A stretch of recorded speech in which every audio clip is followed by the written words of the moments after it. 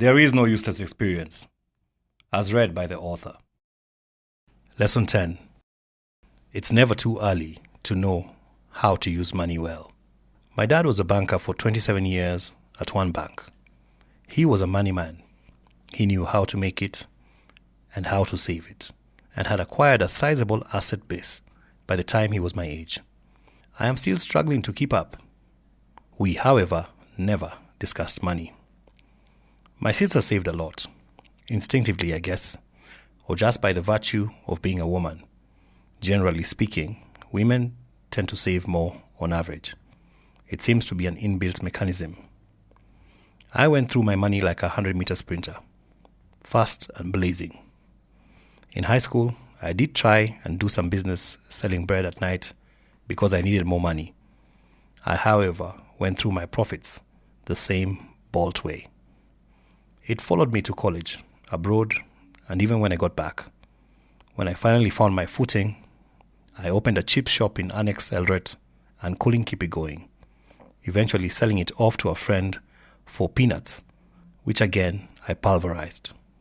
I am married now, and my wife is very meticulous with her cash. For a while, I even held the view that this way of life was basically a character fault of being stingy.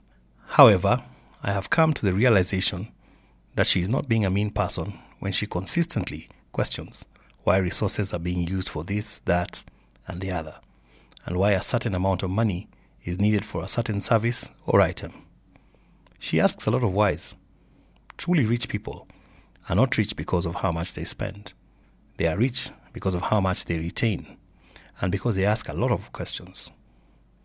Why are you buying that dress or that phone? Why are you spending that much on entertainment? Do you really need that item, or is it because so-and-so has it? If you start questioning your spending, you can begin to curb it. Now, the whole key is to start doing it early in life. Some years ago, I had lunch with a certain professor who is, at the time of my reading, a governor in one of the counties in Nyanza. I wanted to pick his mind on a political matter after a show where I had interviewed him. He was intrigued by my questions and asked me to lunch at an exclusive members club in the city. I dressed up and appeared at that club at the appointed hour. We had a simple lunch of fish and ugali, and we talked about many issues. Then he said he had something for me and handed me an envelope. I put it in my pocket, and as I walked out of that club, I couldn't wait to get to a corner and see how much he had given me. I went around a tree and opened the envelope. Alas, it was an invitation to a fundraiser to build a school. My first thought was how miserly he was for giving me a fundraising card instead of some cash. However, upon reflection a day later, I realized he had seen me not as a handout man, but as a potential donor. I was impressed by the realization and sent a donation that I considered substantial to my pay grade then to him for the school. The point is, rich people analyze other people as potential networks to opportunities. If you allow yourself to be perceived as a handout person like I was, you will never get to their level. With the right perspective, they could call you for a fundraiser event today and hand you a multi-million shilling deal tomorrow. Don't sell yourself too short for a vision of only a few thousand shillings. Whether you are 16 or 40, start questioning your money moves.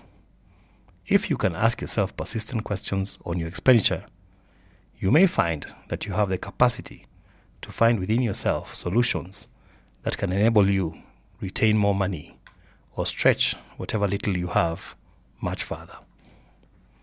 I have always had many excuses for my behavior with cash.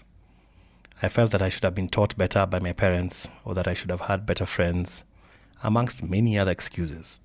For example, I think I should have been given a savings account book and taught how to journal expenditure by my parents. I now try to teach my children about the concept of earning money through various chores that I never had the opportunity to learn from. I teach them how borrowing has interest and why you must be careful with loans. I could go on and on about what I should have been taught, and some of those reasons why I didn't become financially savvy may be perfectly legit. Yet, in seeing my parents' mistakes with me, which I am trying to correct with my girls, notwithstanding, I'm also undoubtedly making my own. Nevertheless, what I know with certainty is that if I had questioned myself just a little bit harder on money, I would have made much better financial choices. Ask yourself questions about your expenditure, because it's never too early to know how to use money well. So why not start today?